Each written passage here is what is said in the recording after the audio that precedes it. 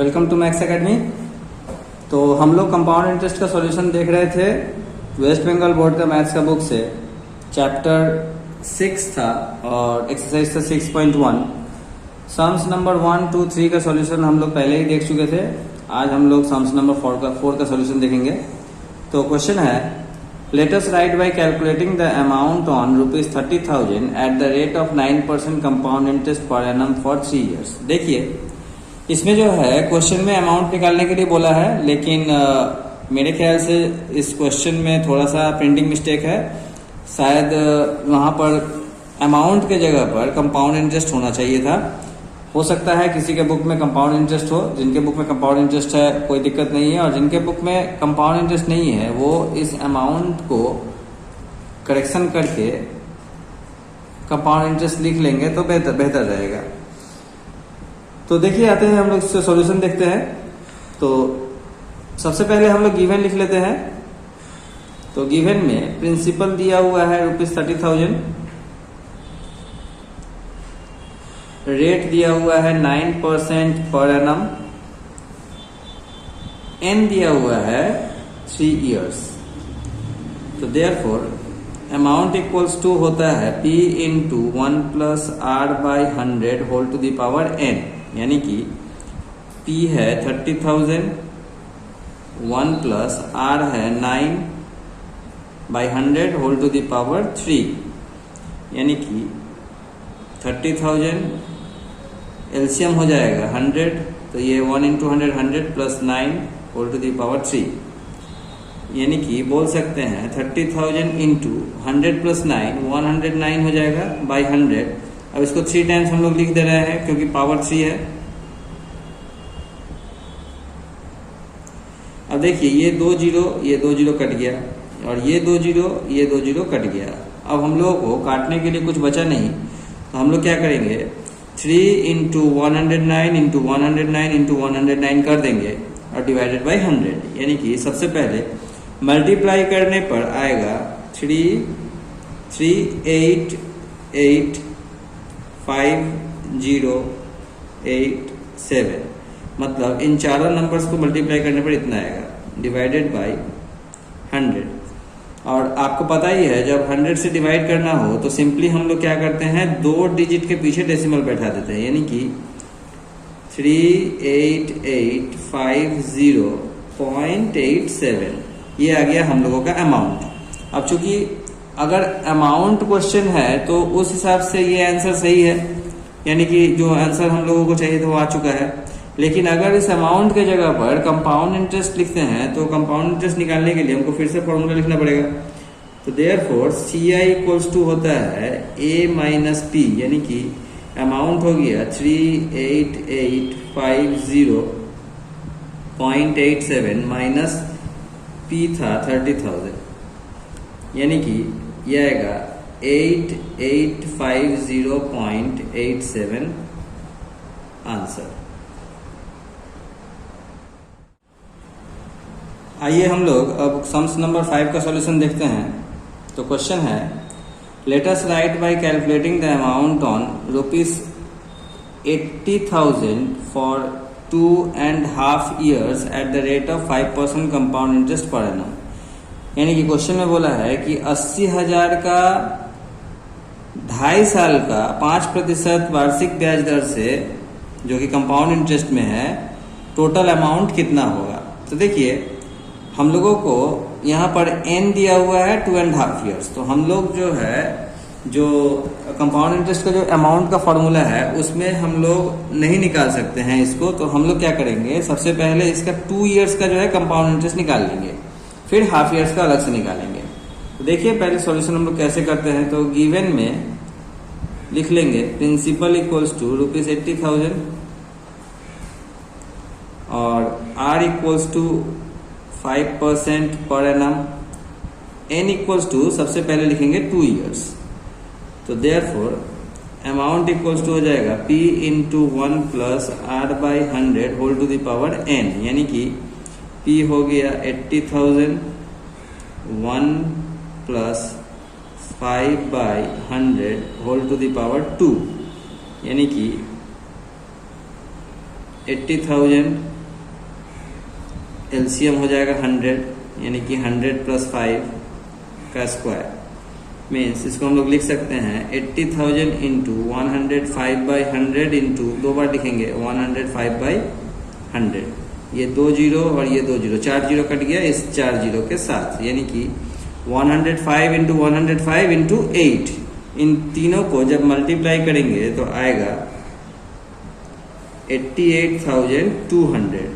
तो ये हम लोगों का अमाउंट आया at the end of 2 years. अब अभी भी हाफ ईयर्स बचा हुआ है, तो इसको जो है सिंपल इंटरेस्ट का फॉर्मूला यूज करके निकाल लेंगे।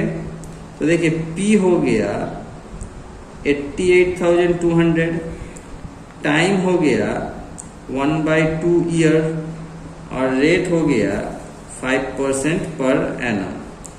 तो सिंपल इंटरेस्ट क्या होता है P into T into R/100, यानी कि 88,200 इंटू 1 इंटू 5 बाई ये 2 नीचे आ जाएगा 1/2 का, और यहाँ पर 100।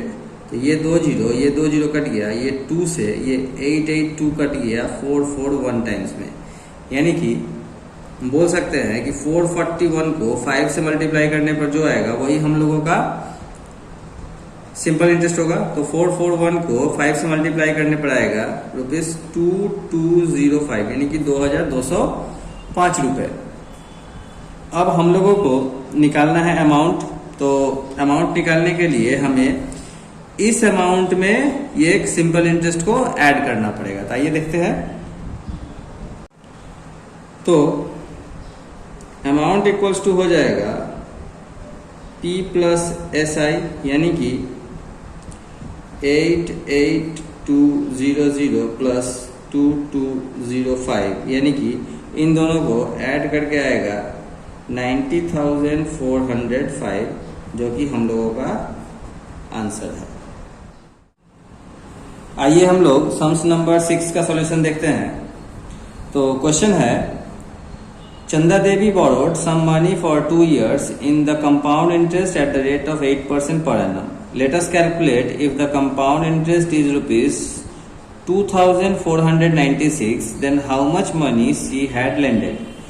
क्वेश्चन में कह रहा है कि चंदा देवी ने कुछ पैसा 2 सालों के लिए 8% वार्षिक ब्याज दर के हिसाब से, जो कि कंपाउंड इंटरेस्ट में है, ऋण लिया है। अब हमें बताना है कि अगर उनका ब्याज 2,496 रुपया हो रहा है तो उन्होंने कितने रुपए का ऋण लिया था। तो आइए देखते हैं इसका सॉल्यूशन। तो सबसे पहले हम लोग गिवन लिख लेते हैं। तो देखिए हम लोगों को प्रिंसिपल का पता नहीं है, तो हम लोग प्रिंसिपल लिख लेंगे ₹X, यानी कि मान लिया कि प्रिंसिपल X था। अब रेट है 8% पर एनम और N है 2 ईयर्स। तो देयरफॉर अमाउंट इक्वल्स टू हो जाएगा P into 1 plus R/100 whole to the power N, यानी कि प्रिंसिपल हो गया X 1 plus 8/100 whole to the power 2, यानी कि X ये हो जाएगा 100 एलसीएम, तो ऊपर में आ जाएगा 100 प्लस 8 का पावर 2, यानी कि X इंटू 108/100 इंटू 108/100। अब इसको जब हम लोग काटेंगे 4 से ये कटेगा 25 टाइम्स और ये कटेगा 27 टाइम्स, ये भी 4 से कटेगा 25 टाइम्स और ये कटेगा 27 टाइम्स, यानी कि 27 इंटू 27 हो जाएगा 729 और X है बाई 25 इंटू 25 हो जाएगा 625। तो ये हम लोगों का आ गया अमाउंट। अब हम लोगों को कंपाउंड इंटरेस्ट निकालना पड़ेगा। तो therefore compound interest equals to होता है A माइनस P, यानी कि 729x बाई 625 माइनस प्रिंसिपल था हम लोगों का X, यानी कि 625 एलसीएम हो गया, तो 729x माइनस 625x। अब सब्ट्रैक्शन करने पर आएगा 104x/625। तो ये आ गया हम लोगों का कंपाउंड इंटरेस्ट। तो देखिए क्वेश्चन में जो है कंपाउंड इंटरेस्ट दिया हुआ था 2496, ये जो है 2496 इसका इक्विवेलेंट है। तो इन दोनों को अगर हम लोग एटीपी कर लेंगे तो हम लोगों का आंसर आ जाएगा। आइए देखते हैं इसको कैसे बनता है ये।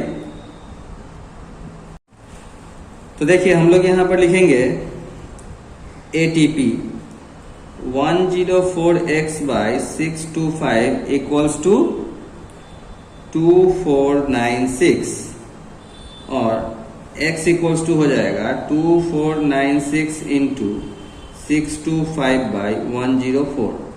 अब 104 से 2496 को जब हम लोग डिवाइड करेंगे तो ये कट जाएगा 24 टाइम्स में, यानी कि x इक्वल्स टू हो जाएगा 24 इंटू 625 यानी कि 15,000।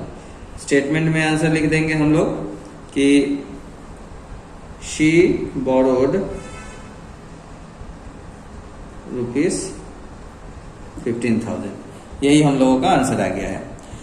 आगे आप लोग इसके बाद खुद से कोशिश कीजिएगा। नंबर 7 जो है इसी के जैसा है और अगले वीडियोस में हम लोग उसके बाद का सॉल्यूशंस देखेंगे। तब तक के लिए बाय बाय।